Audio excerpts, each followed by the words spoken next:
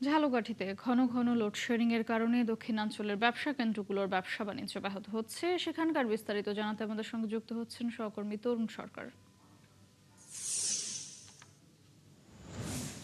তরুণ, সারাদিনে কত ঘন্টা লোডশেডিং হয়? সমস্যা সমাধানের বিষয়ে কি কিছু জানতে পেরেছেন কিনা জানাবেন। এছাড়া কি বলছে বিদ্যুৎ বিভাগ, তাও জানতে চাই। মোটামুটি অনেক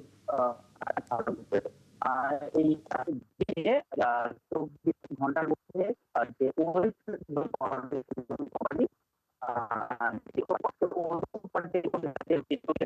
যে ঘাটতি সেটি কিন্তু